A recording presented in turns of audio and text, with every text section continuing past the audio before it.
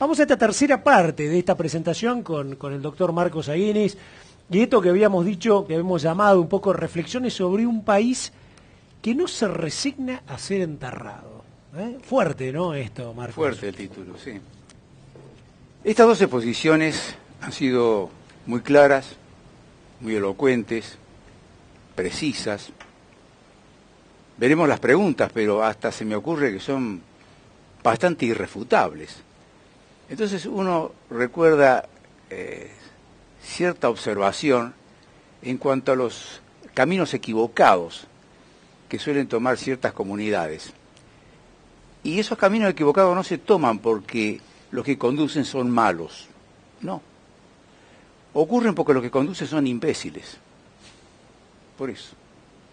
Y en Argentina nos encontramos con una gran cantidad de imbéciles que nos han llevado a donde estamos. Fíjense ustedes que se ha gastado tanto dinero en las festividades del Bicentenario, que no sé para qué sirvieron, si ayudaron un poco a una reflexión profunda, pero la Argentina comenzó su proceso de independencia luchando por el libre comercio, liberarse de las leyes monopólicas del Imperio Español. Esa era la lucha, el libre comercio. La independencia norteamericana también tiene que ver con el libre comercio. Entonces, si hubiéramos estudiado un poco qué significaba el Bicentenario y la evolución argentina con altibajos de todo tipo y largos periodos en que nos gobernaron los imbéciles, yo creo que habríamos aprendido algo y no estaríamos en la posición en que estamos.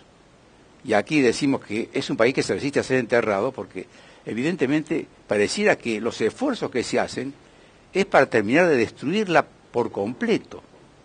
Lo que ocurre es que la Argentina no solo tiene recursos naturales extraordinarios, sino que a pesar de todo, a pesar de la decadencia educativa feroz, espantosa que llevamos, todavía cuenta con buenos recursos humanos. Todavía. Son cada vez más pequeños, más acotados, como islotes, pero los tenemos. Y eso hace que la Argentina se resista y no llegue a padecer situaciones extremas que generan un cambio, yo diría, de 180 grados, como le ocurrió, por ejemplo, al Imperio japonés. Por más doloroso que sea recordarlo, si Japón no hubiera sufrido las dos bombas atómicas, posiblemente la guerra hubiera durado 20, 30 o 50 años más. Los japoneses no se rendían por nada, no se rendían. La bomba atómica los llevó, con 200.000 muertos que hubo en ese momento, lamentables, pero paró la guerra. Alemania era lo mismo. Alemania no se rendía por nada. Las bombas caían sobre Berlín y el loco de Hitler seguía exigiendo que continúe la guerra. Y hasta que no fue barrida completamente Alemania prácticamente de la superficie de la Tierra, no paró. Pero después que Japón y Alemania padecieron la máxima de las afrentas y de las destrucciones y del horror, hicieron un cambio completo. Ahora son dos países democráticos, con alta calidad institucional, y que están a la cabeza de los países del mundo. Y no solamente eso, fijémonos lo que ha pasado con Ruanda. ¿Ustedes se recuerdan lo que fue Ruanda? Las matanzas que hubo en Ruanda. Es casi lo que está ocurriendo en Siria ahora. Y sin embargo Ruanda, en pocos años, pegó un salto notable, está avanzando de una manera admirable. ¿Qué pasaba con Perú? Recordamos a Sendero Luminoso, esa organización asesina, criminal, apoyada por ciertas izquierdas también, además. Lo que era Sendero Luminoso. Y miren cómo está creciendo Perú ahora, que terminó con esa peste. Colombia, que era el centro del narcotráfico latinoamericano, con las FARC que todavía siguen existiendo, curiosamente. Pero Colombia ha progresado de una manera notable. Es decir que hay situaciones muy curiosas cuando uno se refiere a la Argentina, que es un país que no se deja enterrar, que no se deja destruir, parece como una colchoneta que sigue flotando a pesar de que las aguas están cubriéndola, pero sigue flotando. Y esto hace entonces que la Argentina continúen prosperando ideas idiotas, imbéciles, y que haya palabras que han sido estigmatizadas de una manera extrema sin que la gente sepa bien de qué se trata. Para muchos estudiantes, la palabra libre comercio suena a entrega a las fuerzas imperiales. Ser vendepatria. ¿Qué es eso el libre comercio? Ser vendepatria. ¿Qué es eso del mercado? Lo que importa es el Estado. Y cuando vamos más allá decimos, bueno, ¿y qué es el Estado? Y entonces ahí viene la confusión, porque aquí en la Argentina el Estado es igual a gobierno es igual al jefe del gobierno, y bueno, ¿y dónde está el país?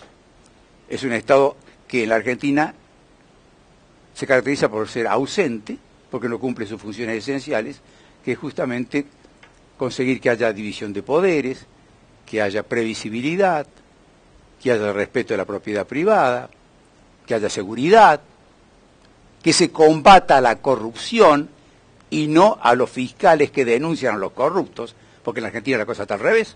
En la Argentina un fiscal que denuncia a un corrupto es expulsado de su cargo. En cambio, el juez o el fiscal que apaña y defiende al ladrón, al corrupto, es protegido. De modo que tenemos casi un país al revés.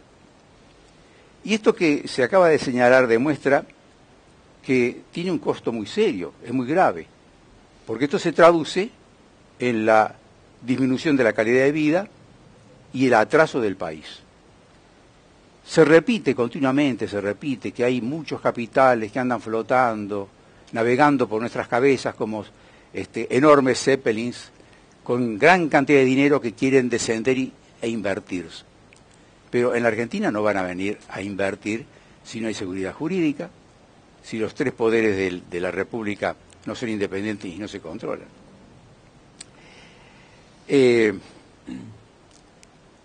Cuando se analizaba recién al principio, Martín hablaba de las instituciones políticas y las instituciones económicas.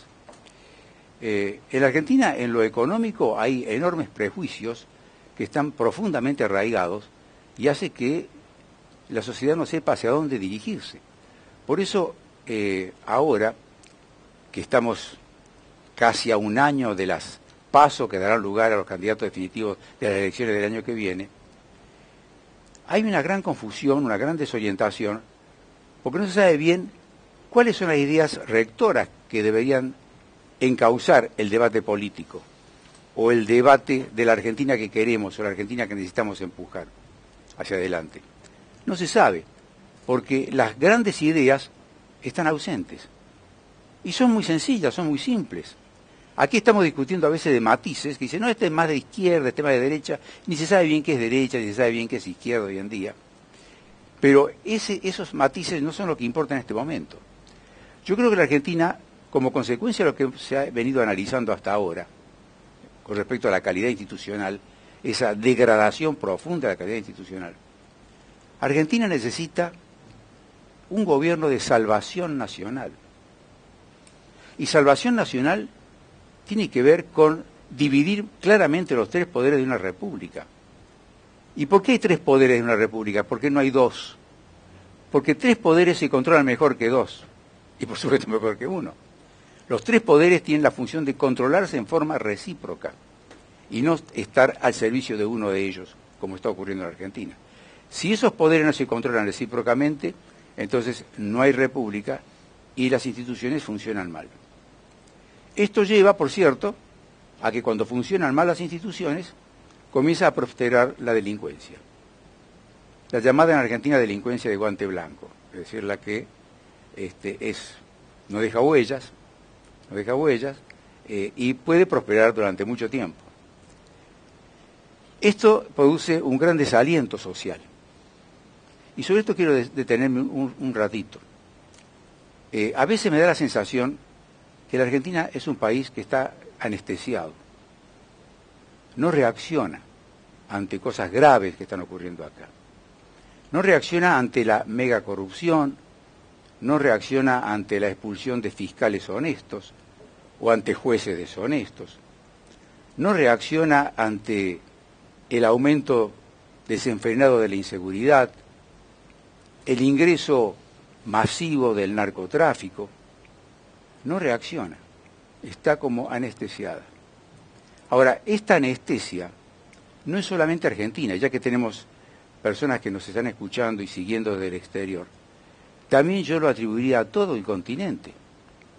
¿Cómo es posible que en Venezuela se hayan asesinado decenas de estudiantes en la calle por gente enmascarada y que no se sepa quiénes cometieron los asesinatos y que no haya una reacción de todo el resto de América Latina, una reacción solidaria, fraterna, como la que exigíamos nosotros cuando subíamos a la dictadura militar? Cuando aquí había dictadura militar, rogábamos, por favor, vengan a la Argentina, que vengan las comisiones de defensa de los derechos humanos, que averigüen, que hablen, que investiguen, que se metan en los distintos resquicios de la sociedad. Ahora no, ahora surgió que no podemos nosotros violar la soberanía de Venezuela. Entonces hay que dejar que los venezolanos se maten. Es decir, que el gobierno mate a los venezolanos, porque es lo que está ocurriendo. Porque la reacción del pueblo venezolano es una reacción pacífica. Quieren libertad de expresión, quieren libertad de comercio, quieren comportarse como una sociedad civilizada. Sin embargo, esta anestesia también se propaga a toda América Latina. Entonces, aquí nos encontramos con un problema grande. Y es como que gran parte de la humanidad ha sido... Hablamos mucho de los problemas ecológicos, los problemas que tienen que ver con el calentamiento global, pero hay otro problema que es una suerte de invisible veneno de inmoralidad que fue propagándose por el mundo entero. Un veneno de inmoralidad, es decir, de indiferencia ante los delitos, ante la falta de ley.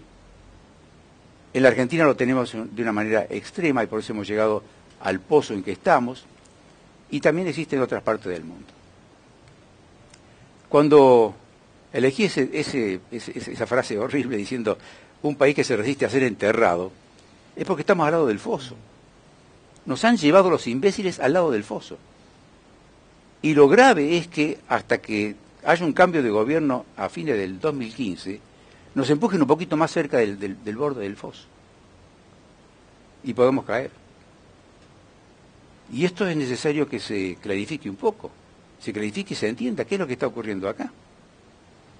Los argentinos en este momento tenemos una producción, por ejemplo, de humoristas de primer nivel. Diariamente el humor argentino, por suerte, es vivo, es enérgico, y yo diría que es el primer denunciador que tiene el país. Todos los días.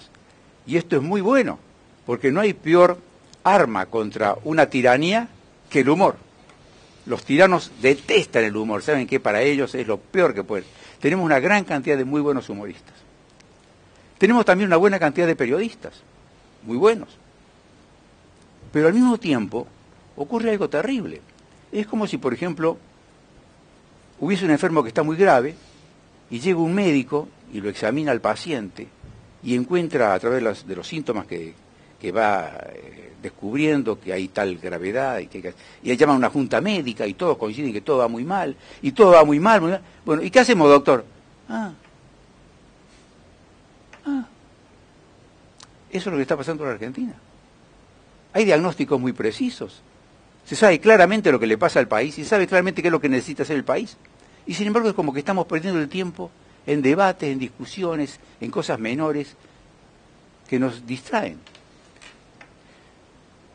Esto es algo que la sociedad todavía no tomó conciencia claramente, de que la Argentina está junto a un foso, puede ser enterrada, puede. Dudo, porque como dije recién, es como una colchoneta que logra flotar, pero está cerca de un foso. Temo que las cosas se pongan peor, temo que las ideas equivocadas sobre libertad de comercio, sobre mercado, sobre defensa de la propiedad privada, sobre independencia de la justicia, esto tarde en corregirse, y mientras más tarde en corregirse, más grave se va a poner la situación. De modo que es preocupante. Pero yo quisiera terminar con un poco de optimismo también. El optimismo viene de que ojalá no nos ocurra lo que le pasó a Alemania ni lo que le ocurrió a Japón, ni lo que ocurrió a Ruanda, ni lo que le está pasando a Siria. Ojalá que no ocurra. Ojalá que no ocurra. Y, por otro lado, como señalé recién, no solamente me refiero yo a los recursos materiales que tiene Argentina, indiscutiblemente los tiene, sino también hay buenos recursos humanos. Pero esos recursos humanos tienen que tomar la delantera. Tienen la obligación de ser más enérgicos, de asumir un mayor protagonismo, de manifestarse claramente en las universidades, en las instituciones diversas, en la calle, en las instituciones religiosas, en todos lados. Tiene que haber esta manifestación de indignación, de protesta. Lo que ha pasado con este fiscal que quiso investigar las rutas más espantosas e inmundas de la corrupción y que fue expulsado, tenía que haber generado manifestaciones masivas en todo el país. Las calles tenían que haberse llenado de gente protestando por esto, porque es muy grosero, y sin embargo eso no ha pasado. A eso apelo y espero que eso tenga una buena respuesta. Muchísimas gracias, Marcos. Excelente. La realidad, llevamos una hora, una dinámica bárbara, 3 grandes cerebros acá pensando de distintos ángulos esto. Y vamos a esta última, o esta cuarta parte que es muy rica, que es la parte de preguntas.